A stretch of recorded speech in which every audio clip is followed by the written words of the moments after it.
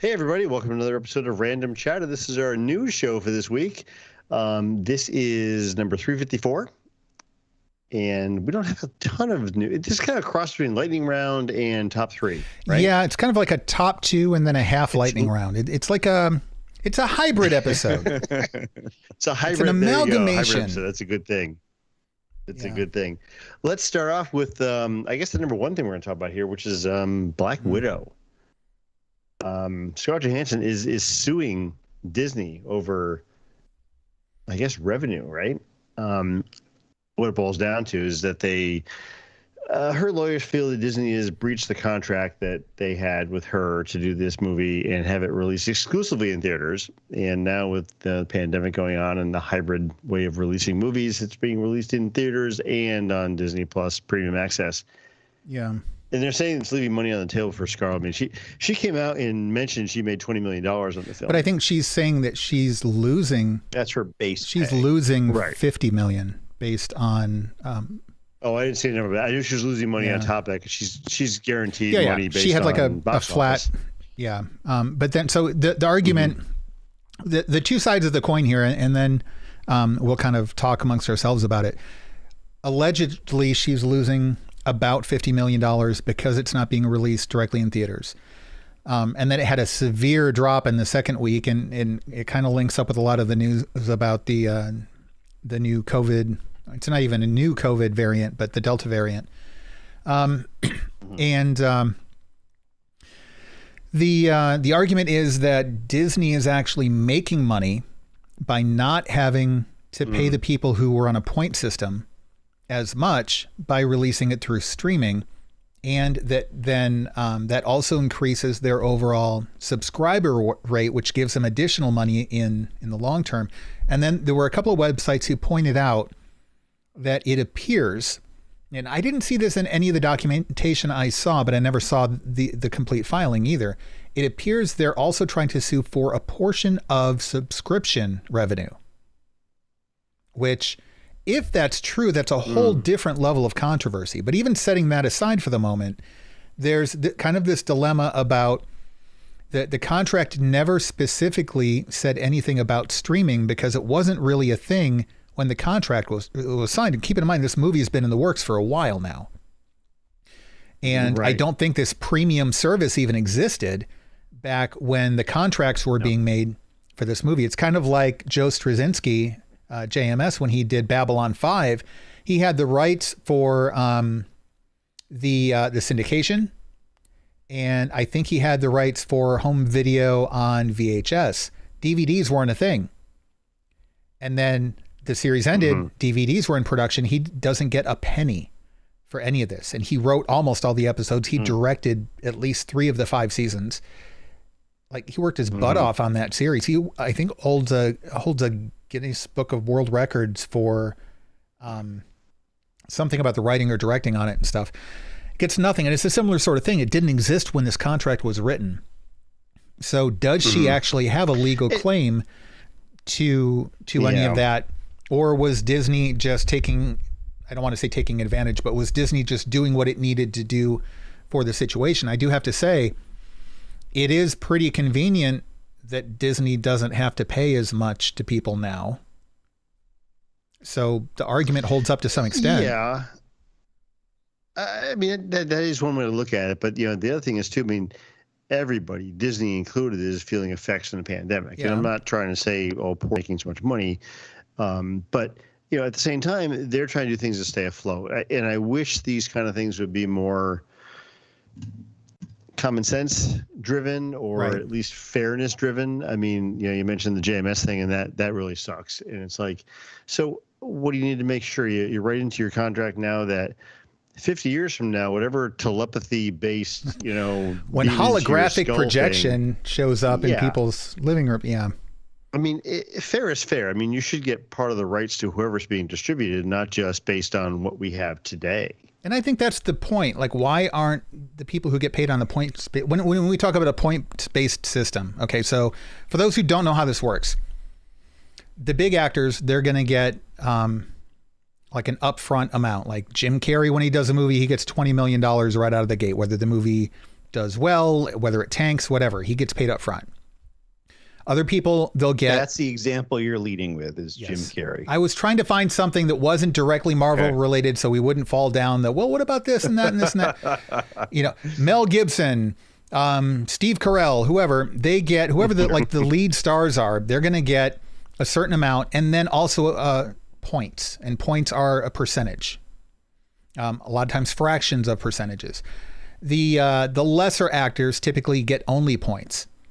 The third and fourth tier actors get like tiny little fractions of points, and then extras get like squat. So there are a lot of times you can be in a movie, you might even have speaking lines and actually do things in the movie and get paid nothing. Because even with the percentages, that's after. When you, yeah.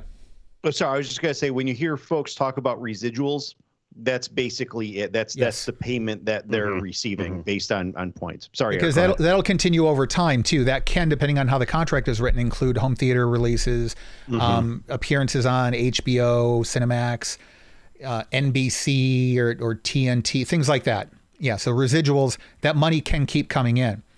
So it can be quite lucrative if the movie's successful and is evergreen, meaning it has a long life after that. But keep in mind that point system also, the production studio gets paid first.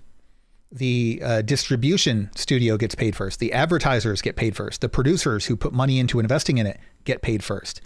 So, you know, whatever's left is what you get points on. So I think the argument here is, like, for us, the layman's argument is, why can't Disney just give her some of the points of what they made on the streaming purchases? Because then, like, yeah, it's not the same as the box office, but it's something. And we all get, you know, the pandemic's happening, COVID's happening, and we need to be reasonable. But that seems like a good compromise, right?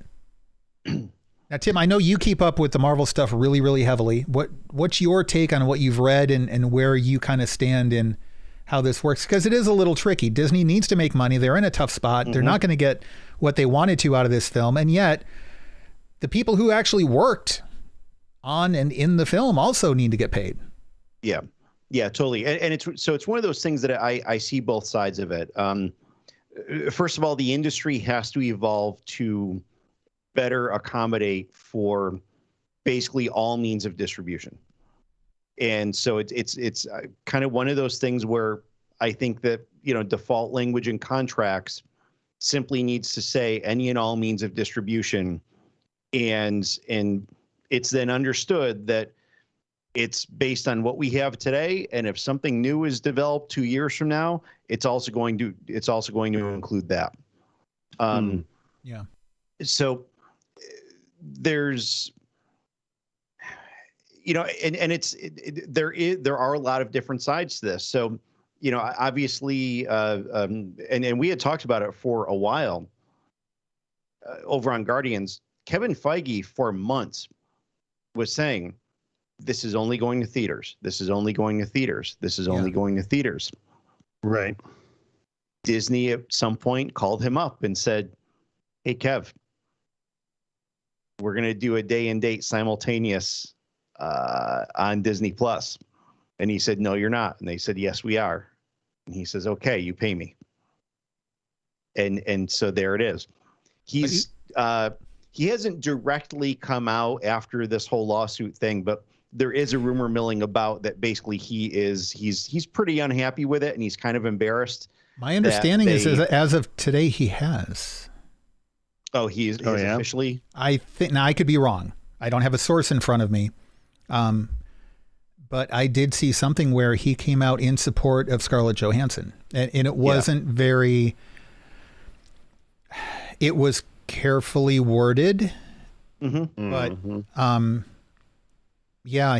guess he tweeted something that was like not going to burn bridges with him and Disney, but was also very clearly in Scarlett Johansson's court. Yeah.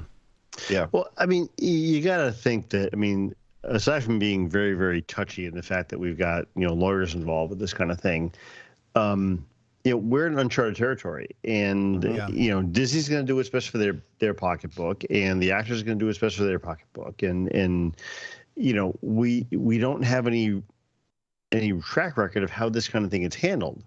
Now, I mean, Screen Actors Guild has contracted pay scales for what these people make in a movie, and there's daily rates, there's weekly rates, and so forth, and they have to get paid that by contract because you're part of the union, basically. I mean, they are unionized employees, even though you don't think about somebody who gets paid millions of dollars as a unionized employee, but they are.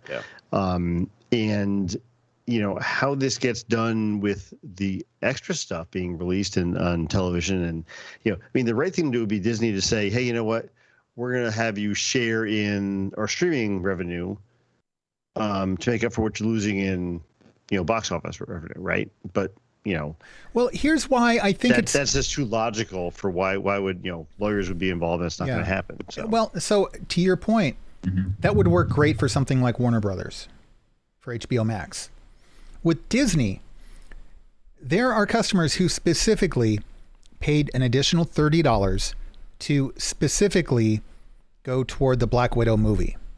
Now, HBO Max, maybe there's no other way to do it. So, okay, you get a certain percentage of subscriber rates for a certain percentage of time or something like that.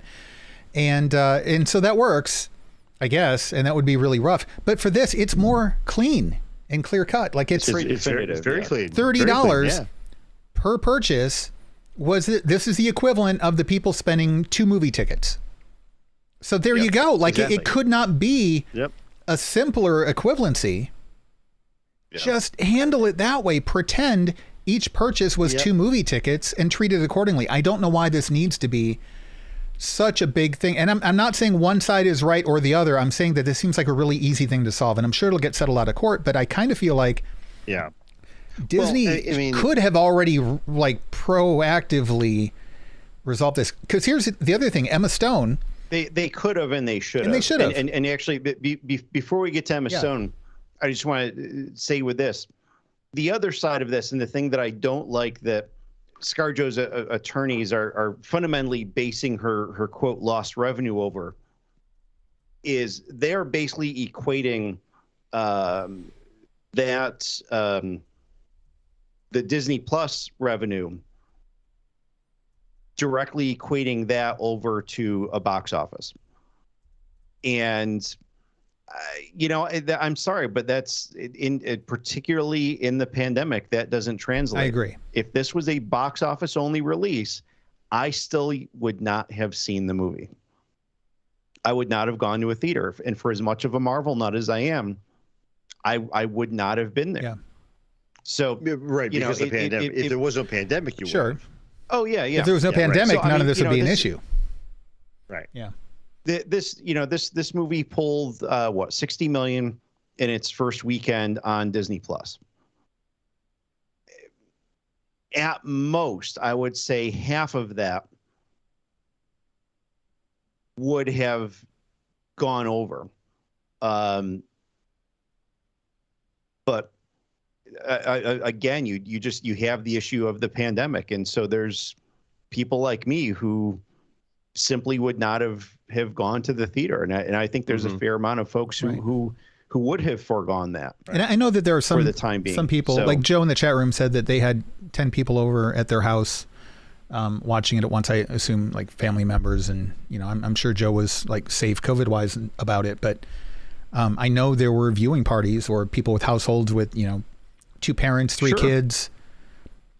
So there's still a loss there. It's still not a perfect equivalency, but yeah. But you would think that, level-headed people would make this come out to be equitable for both sides and be fair, and be, but and I can say this because Tom's not here, but lawyers get involved, and we love you, all Tom. kinds of bad things happen. Yeah, it's just and I know that the lawyer's job is to maximize the benefit for their client, and I understand that. But at some point, it's like, this is, like Eric said, not that hard of a decision to say this should be based on what you're taking for that movie. And here's the interesting thing for me. I think Scarlett Johansson in the end is going to win. They'll settle it. But here's why. Mm-hmm. Marvel had... I think Disney has to concede something. Disney... It is basically... It's what's fair in this, and big, corporations don't always do what's fair. But I think that this is a relationship, and it's high profile enough that they need to maintain. The thing. They lost face with Mulan about the thanking the area in China in the credits, that people are like thanking them, what they're like killing people. What's wrong with you? There's wasn't there some sort of an issue about pay for the writers in the writer room for, I think it was Captain America and Winter Soldier, or Falcon and Winter Soldier, I think it was. I don't know. One of the series, where there were some discrepancies about that. There have been other situations about Disney not paying writers for things, and now this. And Disney has no bigger theatrical cash cow than Marvel. I mean, we're all Star Wars fans, but let's face it, it's Marvel. Right. And you were going to mention Emma Stone also, Eric. Go ahead with that. So apparently, I don't know all the details on this, but there are well-substantiated rumors that while it hasn't come out yet because it's still in the process of being filed, that Emma Stone from Cruella is doing the same thing for the same reasons, loss of her payment, right, based on the fact that it was direct to streaming. And did that one even hit I think that one did hit theaters, didn't it? I don't recall. I think it did. Didn't do well in theaters because that was still earlier on. A lot of theaters weren't open. There were no theaters. Right. But this thing Disney's got to be careful of here is that if this goes through with ScarJo and she wins, it's going to open up the floodgates for everybody else. And that's why they should have done something earlier to say, let's make this fair. Yeah. So that we're not going to get taken to the cleaners down the road if somebody else wins this, because the only thing I can see them doing is taking that $30 and saying, we're going to treat that like 2 movie tickets. Part of it'll come out for, the network infrastructure for streaming or something like that, just like it would have come out for distributing the films physically to the theaters or something, like whatever logistical costs are in that. Okay, keep that similar, and everything else gets broken up between the actors. Like Joe in the chat room with 10 people watching it at once. Well, I mean, that's a loss. Sorry, we have a pandemic, deal with it. But in the meantime, that seems fair. So yes, it opens up the floodgates for everybody else to come in. But if they can come up with a system and say, listen, this is our plan, this is what we're going to do, I think that then people fighting against that plan aren't going to look like the good guys as much, because that's a pretty darn reasonable plan. Right. I think that's really what's going to save face for them, because right now Disney has a brand imaging issue with this. People love Marvel. So avid moviegoers love Marvel, if not more than Disney, then at least like it's really close right now. It's not always been the case, and it won't always be the case. But at the moment, Marvel is like the untouchable franchise. Disney's been more hit or miss. Yeah. And the thing is here is that, obviously the company is going to adapt to maximize their profits. And through this pandemic, we have seen that this heavy push into streaming and premium stuff, like what Disney Plus has done. It's a smart move. It works. It makes sense. Yeah. Right. What they should have integrated into this, though, and the thing is, Disney is not the only offender in this. Warner Brothers had the same issue with Wonder Woman 84 when they said, "Oh, hey, you know what? We're going to put this up on HBO Max." Right. Yeah. And when you have the big stars who their pay is considerably based upon box office numbers, and suddenly, and like they don't even have a say in this, like they're left looking around like, wait, you guys just stripped our box office numbers. Like, what? Yeah. We just took a huge cut in pay. Yeah. So the companies who are doing this, and I think that a lot of this, what it comes down to is that it's almost kind of a labor law type of a thing, and it's a contractual thing. And I think that there is the intent of the contracts, and I'm not an attorney with this, but the intent of the contract is to pay these people a whatever their prevailing wage is associated with the distribution of the film. Box office has been the primary measure of distribution for frickin' decades. Right. That's obviously changing. And I think that the courts kind of at this point, because if the studios aren't going to make this decision on their own, or at least uniformly do so, I think the courts, unfortunately, are going to need to step in, and they're going to have to say, okay, look, distribution is distribution. If you're making money off of the distribution, which you should be, then your people get a part of that. And it may be a separate point system than the box office. You know, the box office may be a 0.5%, whereas streaming is only going to be 0.25%. Okay, that's fine, but it's still something. And, you know, Tim, I mean, Disney may come back and say, look, we're not making money off this. We're just stemming our losses. Which is may very well be the case. But I mean, Disney could have also, you know, turned the tables and said, look, we're going to release this in the theaters. Good luck in the pandemic because no one's going to go see it, and then release it on streaming service for $30 3 months from then, or whatever their time frame in the contract is. So, and they could have done that way, and then nobody would have had any leg. But here's the flip side of that, Lou. Black Widow's the #1 pirated movie this year. If you release it in theaters, and of course theaters digital distribution now, so pirating from a theater is not. I mean, sometimes it is, but it's not as bad as back in the day of the old, you know, the handy cam with the person sitting in the seats doing this at the screen. Like, it's not like that anymore. So you can argue that they would have lost even more had they done it. Like, it's a good way to get the point across to the viewers and stuff, and to the people involved in the contracts. But here's the other thing too. Again, there's all of the legal stuff that Tim was just talking about, but Disney also has a brand imaging issue here too. People like Scarlett Johansson. People love Marvel. People worship at the altar of Kevin Feige. This could blow up for Disney big time. Like, a lot of people are looking at this and it's like our parents are getting divorced. Like, that's the public perception of this right now. That's not a good place for Disney to be. And Scarlett Johansson has nothing to lose at this point, because I don't know what her contract looks like for future upcoming movies. But spoiler alert for those who haven't seen the second Avengers Infinity War movie, Endgame, she's kind of dead a little bit. So, like, she has nothing to lose as a professional, as an actress. She doesn't have to worry about, oh, they might not bring me back for the next Avengers movie. Well, no, they're not bringing her back for the next Avengers movie. She's done. So she's got nothing to lose. Disney, on the other hand, this is it's not like irreparable. It's not going to do them in, but like, it does not look good for them. And people don't want their parents fighting. Yeah. They want them to like kiss and make up and get this over with so we can get back to enjoying Marvel stuff. And it's kind of on Disney to figure out how to fix this. Yeah. So we should probably move along. We'll stay tuned. I was just saying, let's move along and move off this topic, but we'll see how this turns out probably as weeks go ahead. So probably pretty soon, I think. I would think so. Yeah. You guys are both Doctor Who fans. I know Eric is. Tim, I'm not sure if you watch it. I used to be. Keep up with it. Oh yeah. I mean, I don't know anymore. Why not?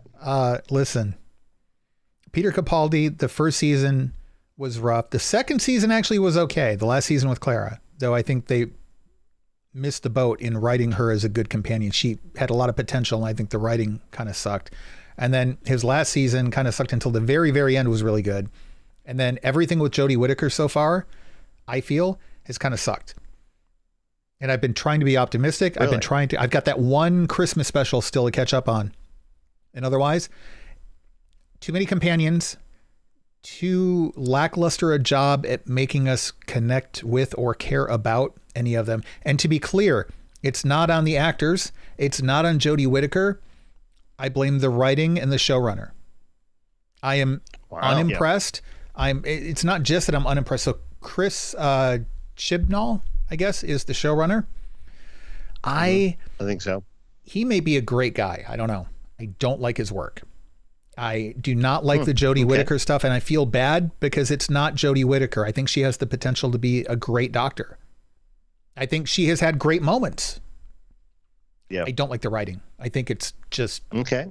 it's dismissible. I had a tough time getting into this Doctor, so I've kind of put it on hold. I got still saving the DVR. I haven't gone back to him yet, but I plan on it.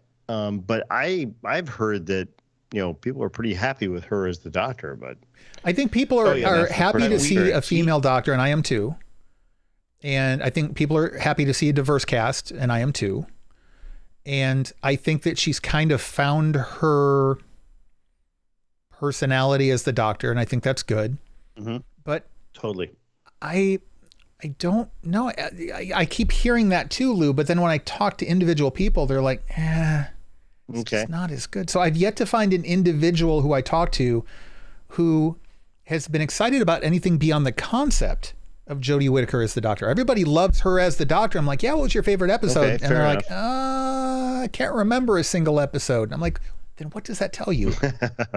Well, and I gotta say that's where we're at too. I mean, we have watched every episode, every special, and she's an outstanding Doctor. Really, we've come to really like the whole thing, and I liked her evolution. I mean, her evolution, kind of getting back into the persona of the Doctor, was more difficult and prolonged than any of the previous Doctors had been. And I actually appreciated that, because you got this immediate fish out of water thing where, like, she knew that she knew stuff, but she didn't know it. She couldn't recall it.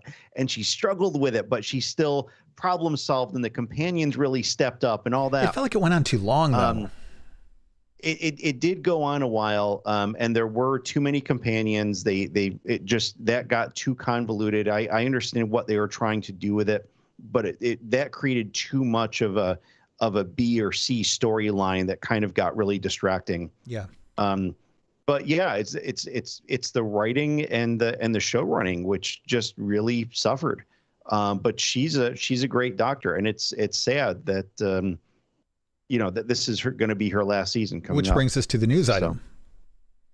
Yes. Right, which is her last season. So season 13 will be the last season for her and the showrunner. They're both leaving at the same time.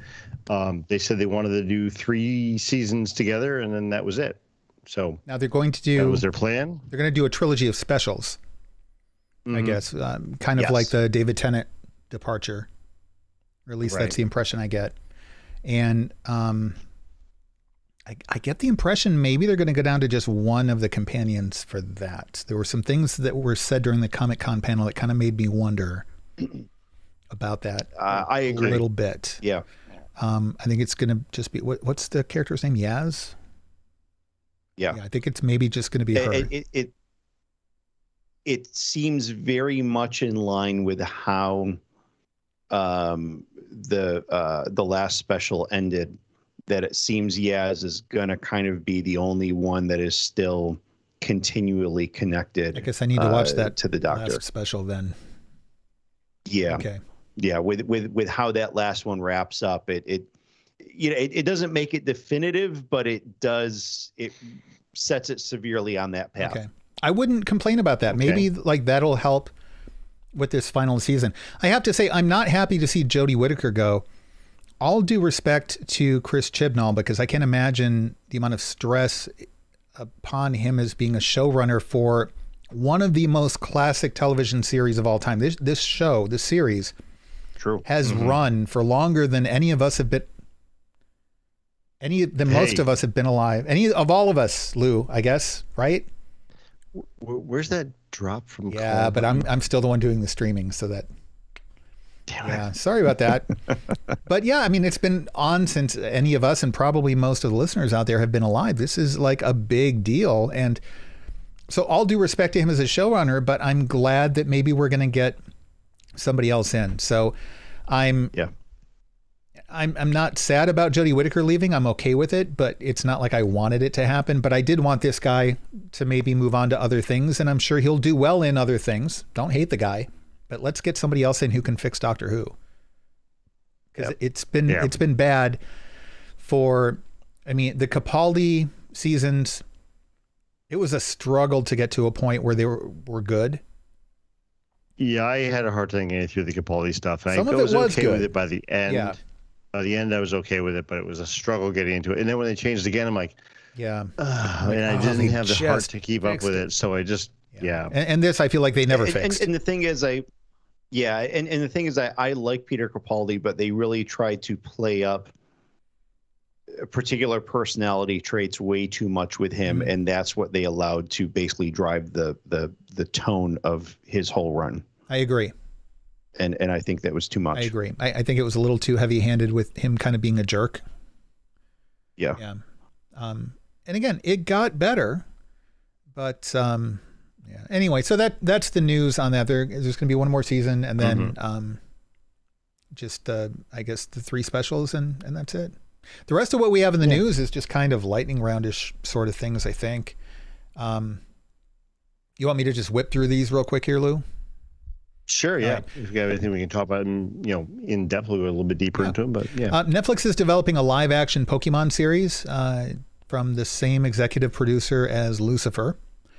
The Detective Pokemon movie wasn't that bad. So if it's anything like that, this could actually have legs. This could work really well. I know my son's excited about it. What else? Universal obtained the rights to the Blumhouse follow-up trilogy for The Exorcist. I never got into The Exorcist. Of all the horror movies and stuff, if it's supernatural or spiritual or like monster stuff, just not my thing. Psychological horror movies, that's a different sort of thing. But I never got into The Exorcist. But I mean, it's been forever since I saw the original Exorcist. yeah, and it was pretty creepy at the time. yeah, I mean, it's a classic series. Ellen Burstyn is going to reprise her role. So there's that. Snowpiercer just wrapped production on season 3 and apparently is already renewed for season 4. Cool. I gotta say, I like having a series actually continue, especially like I'm still trying to maybe or maybe not watch Manifest because it's like, will they, won't they? I don't know. So Snowpiercer, it's a good series, and it's nice to know that if you invest in it, it'll be around at least until season 4. And then 2 more things. We'll come back to the bigger one last, but Lou, you put in here, there's going to be a Waterworld TV series? It's in early production right now. I saw this on, where did I see this? From Dark Horizons, I guess it was. Okay. They talked about they're having a continuation of the movie in a TV series. So it's going to pick up, I think this is 24 years after. 20 years after the events of the movie. So Kevin Costner could come back in as his character then. Yeah, he'd be 24 years older. So yeah. I guess the movie ended with them finding dry land, right? That was the end of Waterworld. I think so. I don't know. It was like a 6-hour long movie, so I don't remember. It's a guilty. I do like watching Waterworld. I know you're the only person I know for whom Waterworld is a guilty pleasure. I like that. It was not nearly as bad as everybody gives it credit for. Like it had some rough moments, but it was okay. Yeah, I agree. It kind of bad and I like the world. Yeah, the world building was really good. Yeah, I think that it was an over the top '90s kind of movie. They had the villain was over the top and stuff, but it was still fun to watch. It was all right. I think that this series could actually, this could work out really well. Mm-hmm. Yeah. And then the last one. Yeah, I mean, I'm kind of, now that you've mentioned this is the first I've heard about it, I'm kind of optimistic about it. Suicide Squad has a 98% on Rotten Tomatoes. The official reviews. This is actually the Suicide Squad. I'm sorry, the Suicide Squad, not to be confused with Suicide Squad. Suicide Squad. Right. So this is the new one, not the old one. The press releases what's the word for it? Not gag order, but like the thing has been lifted. Nobody's going to help me out here. Yeah. What's the word? You're right. Oh my gosh. I can't believe I'm brain farting on this word. But anyway. I almost had it. Yeah. Too. So it's as soon as we hit stop on the recording, that's what it's called. So the restrictions on releasing the reviews have been lifted, and 98% on Rotten Tomatoes for this type of movie. That's unheard of. Like that's really, really high. That's like top of the MCU kind of percentages. Yeah, that's a good number. Yeah. when I was looking for stuff for the show tonight, there was an article I was reading on director's cuts. So the original 2016 Suicide Squad, not to be confused with the Suicide Squad. Embargo. Thank you, Joe, in the chat room. Embargo. There you go. Thanks, That's Joe. the word. Yes. Thinking moratorium. No, that's not it. Okay. Embargo. Abolition. Right. But I guess, the director of that, David Ayers, he had been pretty vocal about the cut that was released for Suicide Squad that was done by the studio. Yeah. He didn't have any involvement in that, and I guess had to do with the cut for the music that was put into it and all the cuts they made. And I guess the studio really revamped it after, was it Batman v Superman had bad reviews? Yeah. I mean, it was not the same thing as Justice League, but it was close. But yeah, they panicked when Batman v Superman came out, and people were trashing it, and the studio they just lost it. Yeah, they hit the brakes and said, no, wait, we got to change this. So I'm not a big fan of the whole, I think it's cool to have a director's cut sort of thing. Like, I'm a big fan of Blade Runner and the director's cut and stuff like that. But I don't like this idea that, the fan petitions and, release the real cut and this and that. I mean, right. Right. Especially if it's just that you didn't like a movie or something. But this is one of those few scenarios where it's pretty well documented that Warner Brothers meddled from about halfway through production and just there was all kinds of Joker scenes that got thrown out. I mean, the stories. Warner Brothers just has such an outstanding record lately of poor decisions. Yeah. Yeah. I mean, if there's a poor decision to be made in movie production, my default Jeopardy answer would be, who is Warner Brothers? Warner Brothers, yeah, right. Pretty much. I mean, what Fox was for science fiction television in the 90s, Warner Brothers is for movies right now. And I'm not even bashing Warner. I mean, I love the stuff that they put out. There's so much great potential for things. It's just it's tough. Yeah. I think also a big part of it is it comes down to personality. It comes down to the agreements when contracts are signed, because I've heard absolutely zero from James Gunn in terms of him saying, well, Warner Brothers made me do this, or Warner Brothers made me do that, or the movie you're getting is not what I made. Right. Because it's James Gunn. And when he signed the contract with Warner Brothers, he said, you're going to make my movie. You're going to release my movie. Right. Done. Yeah. So, but he had a lot more leverage going into it, I think, than most directors do with Warner Brothers. And interestingly enough, he did, but he didn't, because he got signed after he was canned by Marvel. True. So, but there was a big, but he also, big actor. I kind of feel like he went in there and said, listen, you need me more than I need you. I'll walk. Oh, yeah. I think he just went in and said, listen, this is the contract. You can either sign it or you can not sign it, but this is what we're doing.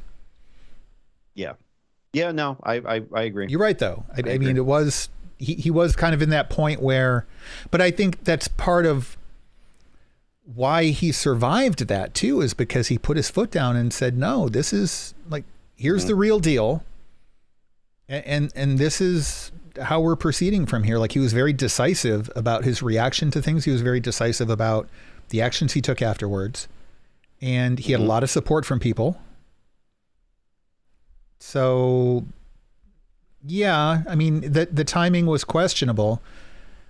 But I think that, he went in with some sort of leverage and with a lot of tenacity. I imagine that he was not willing to budge and take it or leave it. And frankly, at that point, Warner Brothers didn't have much else to lose. I mean, it's another Suicide Squad movie. If it sucked, will it suck as bad as the first one?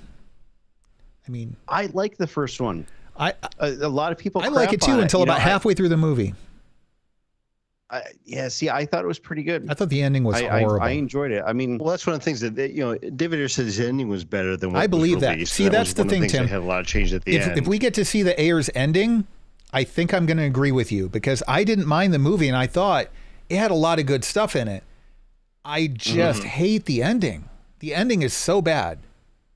And if they can fix that, even a little bit, that's fair. Then I'll be with you. I don't think that movie's that bad.